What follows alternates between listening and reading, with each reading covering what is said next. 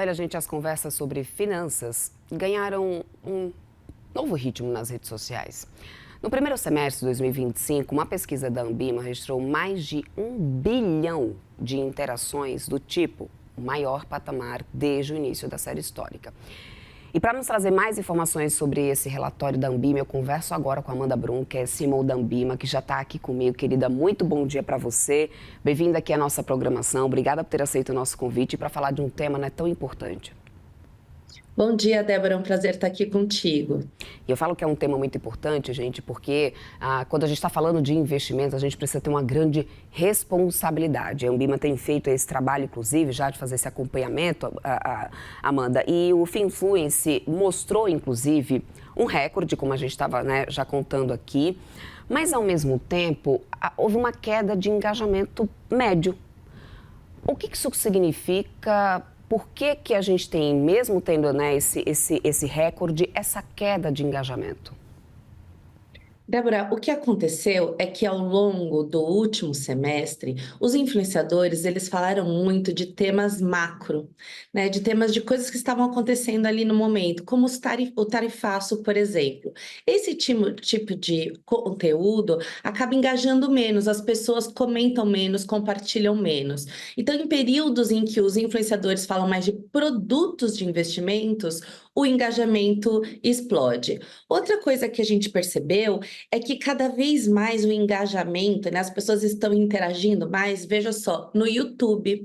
Por quê? Porque o YouTube é uma rede que permite conteúdos mais longos, conteúdos mais aprofundados. E quando a pessoa pensa em investir, ela quer se aprofundar, ela quer ter mais informação, até para se sentir mais segura para dar aquele próximo passo, que é apertar o botãozinho ali no aplicativo, no celular, né, da corretora, do banco, e realizar o investimento. Então, o YouTube, para você ter uma ideia, o engajamento médio nas redes sociais foi de 4 mil posts, né, por publicação. No YouTube chegou a quase 12 mil. Então, isso mostra também o comportamento das pessoas por rede e que o YouTube se tornou o canal em que as pessoas mais se informam mesmo sobre investimentos na hora ali de decidir onde pôr o seu dinheiro.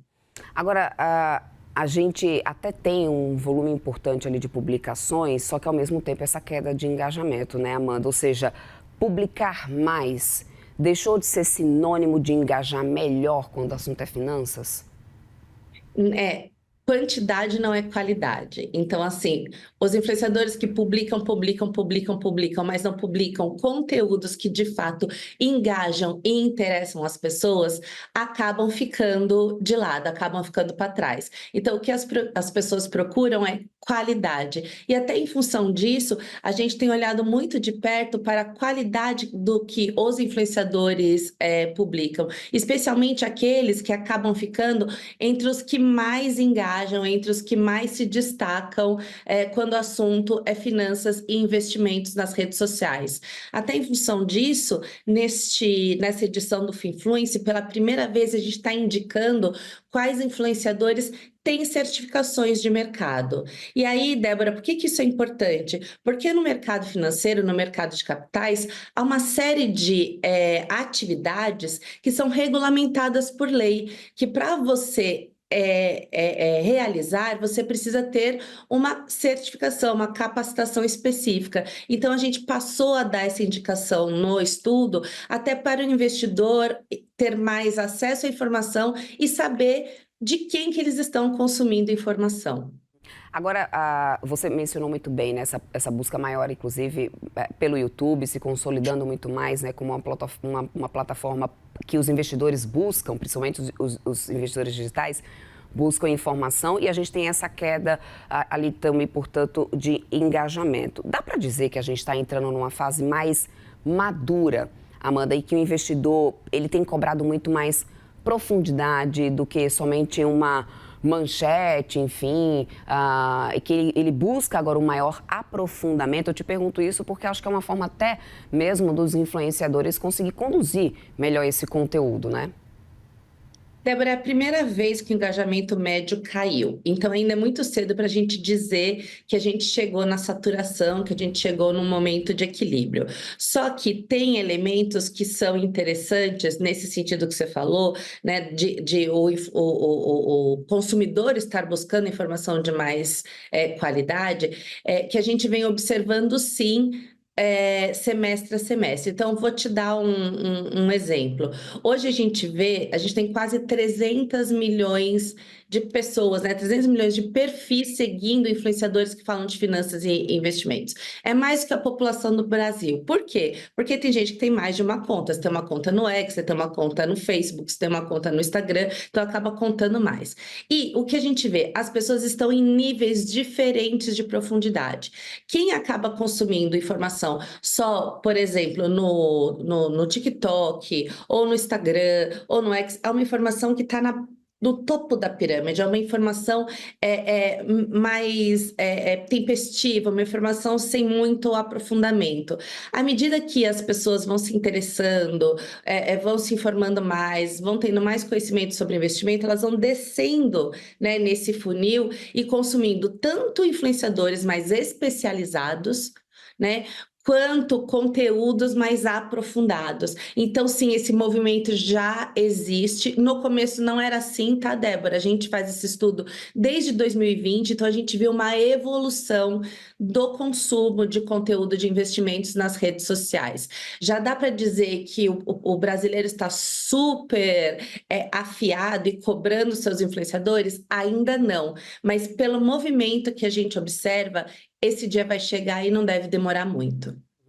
Agora, a gente pensando também nos assuntos, nos temas, né, mais buscados, as criptomoedas lideram as menções, pelo menos, né? Só que os fundos de investimento lideram o engajamento. Então, pegando esse recorte, dá para poder dizer que o investidor está mais curioso com o risco, mas muito mais disposto a ter soluções mais seguras no investimento? É exatamente isso, Débora. Os influenciadores de finanças e investimentos, eles também têm uma peculiaridade. Eles se vendem como especialistas num determinado tema. Então, assim, tem uma ampla gama de influenciadores que só falam de cripto.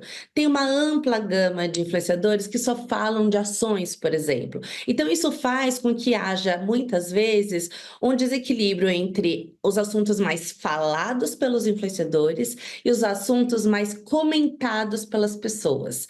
O que a gente observou nesse último semestre é que as pessoas engajaram muito com fundos de investimento. E isso tem a ver com as características do produto.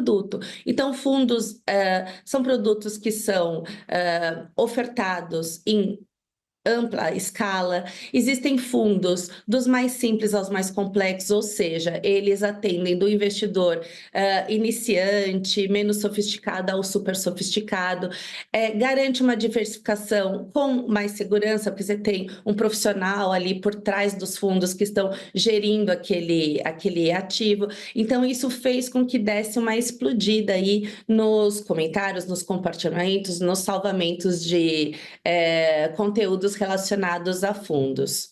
Uhum. Agora, olhando um pouco para o descompasso, né, que a gente tem aqui o estudo mostrando um descompasso entre o que muitos influenciadores produzem, né, mais informativo, e o que a audiência tem buscado, que é algo mais didático. Dá para deixar aqui um alerta para quem cria conteúdo financeiro, pensando talvez em 2026, mudar um pouco a estratégia de comunicação, né, com o seu público? Acho que esse estudo pode acabar trazendo um norte em relação a isso, né? Sim, os influenciadores nos procuram muito, a gente conversa bastante sobre isso, porque de fato dá um norte. Cada um tem acesso ao seu dashboard pessoal, né? Que eles veem o que está acontecendo na sua conta. Mas o nosso estudo, ele dá a possibilidade deles verem o que está acontecendo no segmento como um todo, no mercado como um todo.